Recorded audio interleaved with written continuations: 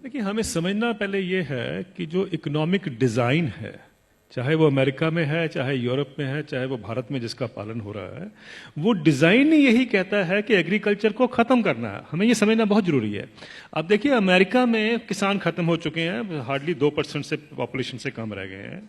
Europe में हर minute में एक किसान खेती छोड़कर जा रहा है, और भारत में और चाइना में या डेवलपिंग कंट्रीज में अब सारा जोर है। अभी आपको याद होगा, रघुराम राजन साहब भी खुद कहते थे कि सबसे बड़ा रिफॉर्म भारत में तब होगा जब हम खेती से लोगों को निकालकर शहर में ला सकते हैं, क्योंकि शहर में दिहाड़ी मजदूर की जरूरत है। ये हमें समझना है, ये इकोनॉमिक पॉलिसी का डिजाइन है। अगर आप नेशनल स्किल पॉलिसी का डॉक्यूमेंट देखें तो उसमें लिखा हुआ है कि 57% से हमें, पहले तो उन्होंने 18% कहा था, 18% पे हम गांव की जो एग्रीकल्चर की जो पॉपुलेशन है उस पर ले आएंगे। फिर उन्होंने कहा 38% पे अब आ गए हैं, 57 से 38% कर देंगे वो 2022 तक। यानी ये सोची समझी रणनीति का एक हिस्सा है कि किसानों को खेती से बेदखल करना है, शहरों में लेके आना है। ये हमें जानना बहुत जरूरी है।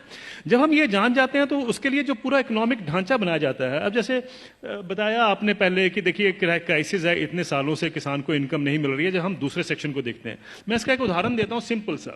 1970 में गेहूं का दाम 76 रुपए प्रति क्विंटल था, जो 2015 यानी 45 साल के बाद बढ़कर 1450 रुपए प्रति क्विंटल हो गया 2015 में। उसी दौरान मैंने बाकी सेक्शन ऑफ द सोसाइटी का हाल देखा, उनका क्या हुआ इनकम का।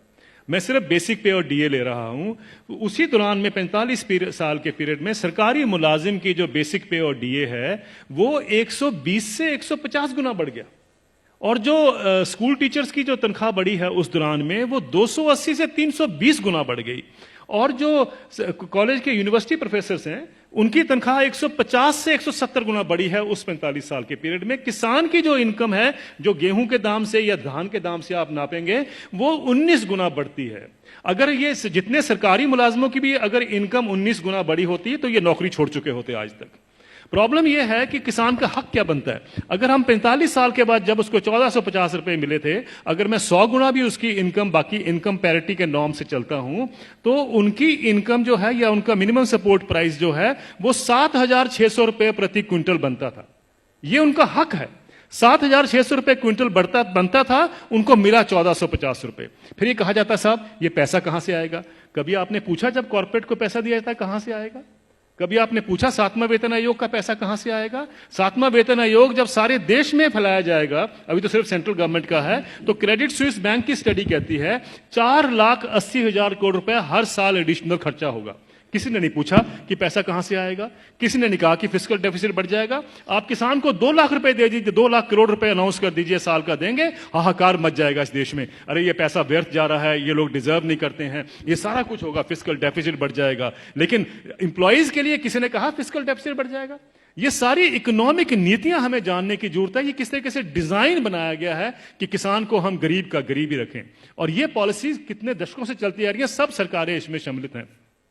अब आपका जो सवाल था कि ये क्या कारण है, इसका कोई बीच का रास्ता भी हो सकता है। बीच का रास्ता हम क्या ढूंढते हैं, मुझे एक छोटी सी बात बता दीजिए। जब आपका इनकम मिलती है, 7वां वेतन आयोग मिलता है या किसी को भी अपनी इनकम मिलती है, तो क्या कभी किसी ने सोचा है कभी किसान को कभी हाउस रेंट मिला हो, कभी एजुकेशन रेंट मिला हो, कभी हेल्थ अलाउंस मिला हो, कभी बच्चों के लिए मेडिकल अलाउंस मिला हो?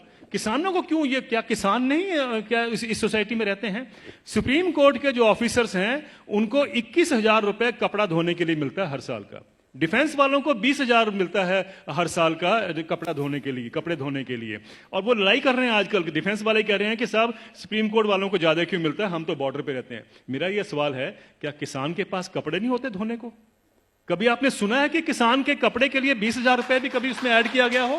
मिनिमम सपोर्ट प्राइस में क्या करते हैं हम, जो उसकी लागत लगती है और फैमिली लेबर जो लगती है उसको जोड़ लेते हैं, बस यही। और अभी तो एम्प्लॉइज के लिए 108 अलाउंसेस भी होते हैं। अभी तो तनख्वाह और डीए के बाद 108 अलाउंस मिलते हैं। जिस भी सज्जन को 108 अलाउंस मिलते हैं उसको तनख्वाह की क्या जरूरत है, मुझे ये बता दीजिए। लेकिन अगर मिलते हैं तो मैं ये नहीं कहता कि नहीं मिलने चाहिए, लेकिन क्या किसान ने क्या गलत किया है कि उसको नहीं मिलते हैं?